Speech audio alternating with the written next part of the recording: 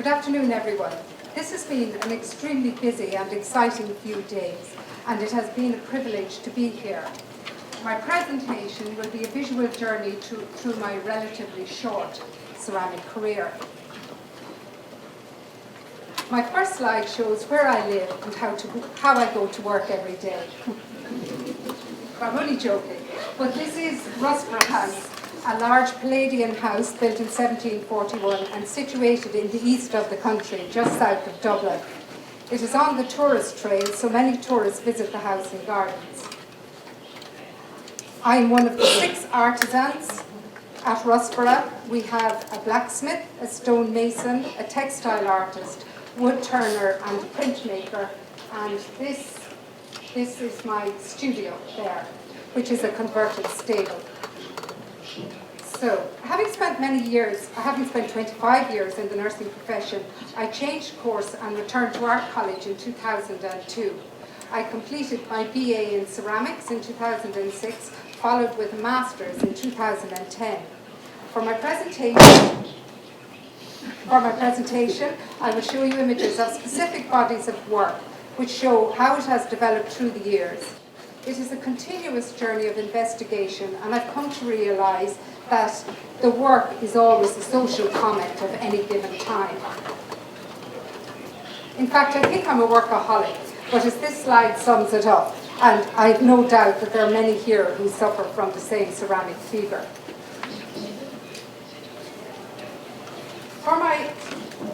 For my degree shown in 2006, I created a series of torsos based on my thoughts on the human condition, how we react and interact with each other, reflecting issues that bothered me.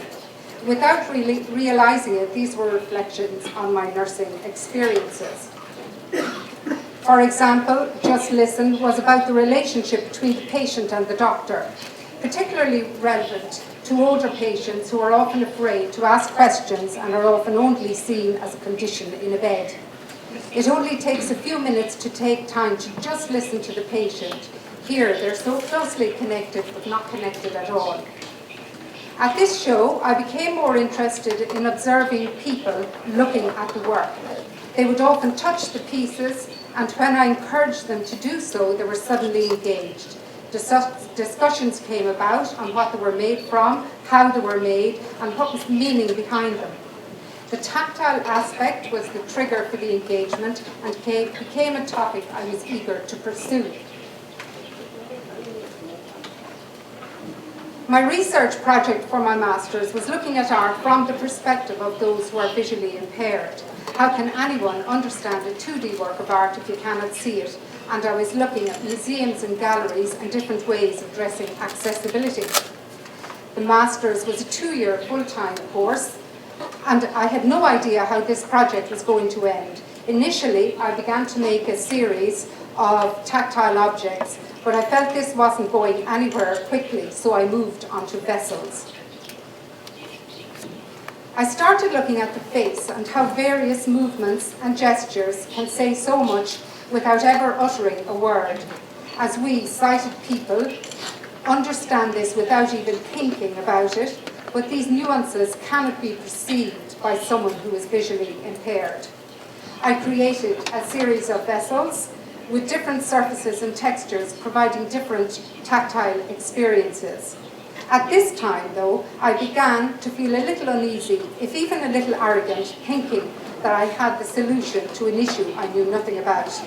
After all, who was I to tell another what art they should appreciate? One of the vessels was spotted at an exhibition by the art teacher at Rosmini School in Dublin for the visually impaired, and she asked me if I would come and work with her transition year students. These are 16 to 17-year-olds, and I was to work on a ceramic project. I was delighted with the opportunity. In fact, I worked on 2 projects, and the insight I gained was invaluable for my research. There were 16 students in total who participated in the making of this sculpture with varying degrees of visual impairment and learning difficulties. The brief was to make a piece of sculpture for a contemplative area within the school garden. I saw myself as a facilitator for this project, where I wanted to guide them through it, but they were to drive the project themselves. Each student made a mould of their face and one of their hand. We then made individual tiles with handwritten or braille messages on them. Robert, who was totally blind, insisted on making the crest for the school, which went on top of the piece. And he made a fantastic job of it when you consider that he was totally blind. What impressed me most about the project was how the group worked together. For students, many of whom had never taken an art class before this, the experience of finding a new way to express their thoughts in a free and creative way was liberating, and the sensitivity of how they were able to deal with and encourage each other was inspiring. When the piece was completed, I recalled a passage I once read that had always remained in my mind, and it was when the artist Peter Volkos met with the Japanese potter Soji Hamada in 1952. Hamada encouraged Volkos to embrace the Zen approach to ceramics, based not just upon the physical proficiency with materials and technique, but also upon the complete mental and spiritual fusion between the creator and the object created. This sculpture was not perfect by any means, but it brought out the best in the whole group, and the collective pride and sense of empowerment was palpable the day the piece was unveiled. The next group of students made a mural for the school courtyard wall. Each had to incorporate their memories of summer in their own piece. Brendan, he was totally blind himself. His tile was about the sounds of the wind blowing in the trees outside his house, and there was a little mould made of his guide dog who had died during the summer holidays.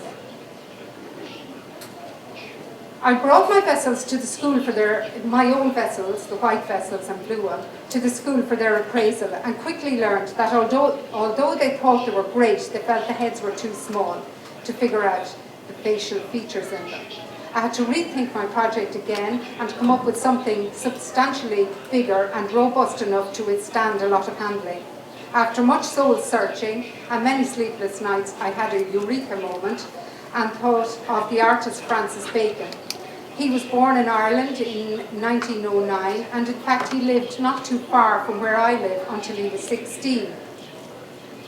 I could have chosen any artist, but Bacon's portraits have a grotesque but haunting beauty about them and are difficult to describe. His portraits were never intended to be an exact likeness of the sitters, but his aim was to capture the spirit and essence of their personality. I begin by making my own heads from a press-moulded generic head and shaped and then modelled the portrait onto that. The tactile and malleable qualities of the clay allowed me to transcribe the energy of Bacon's bold mark making and passionate colours, almost in the same way that Braille provides access to the written word. Equally, the works embody my own aesthetic sensibilities and emotional responses to Bacon's work, and thereby function as works in themselves. My MA show was followed by a show in Dublin commissioned by Dublin City Council, where accessibility is an issue they are constantly trying to improve and develop upon. After this exhibition, I began to think that these pieces would be interesting cast in bronze, as their strong angles would suit the material. So I began to cast some of the heads in bronze and exhibited them successfully in Ireland and the UK. This was the solo show I had. These are the bronze heads. And that. At this time, we were right in the middle of a recession in Ireland, and it was having a devastating effect on the whole population. When I work in my studio, I always had the radio on, and without realizing it, the reality of what was going on was creeping into my mind and reflecting on my work. I wanted to move away from the heads for a while, so I revisited the torsos again and created a series of pieces called Sigh of the Times for exhibition. 2015 was the year of design in Ireland, and we, the artisans of Rusborough, had an exhibition in Rusborough House itself, which was attended by the President of Ireland, Michael D. Higgins. We all made pieces inspired by the house and grounds, and my piece was called White Shadows. They were inspired by a clematis that Lady Bite, who was the previous owner of the house, she planted this clematis just outside my studio, and she died shortly afterwards, but I thought it was a very important piece to just remember her. So, and then this was the exhibition in Rusborough House itself. So in 2014, I was fortunate enough to spend 3 months at this museum. It was a very memorable experience, as the museum was about to put on its first tactile exhibition. And I was asked to participate in it, and very happy to do so. Although the work I normally make is centered around the human form, I realized that I had to do something else here, something that was relevant to Taiwan. From the time I arrived at the museum, I had been recording my thoughts and impressions in a series of notebooks, and from these I began to develop ideas for new work.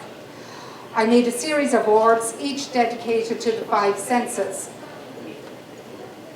I decorated each in themes that caught my attention in Taiwan. These were the magnificent perfumes from the plants, the unusual tastes, the absence of the sounds of singing birds, the heat, and the sight of children playing among the ceramics in the pool in the sculpture garden.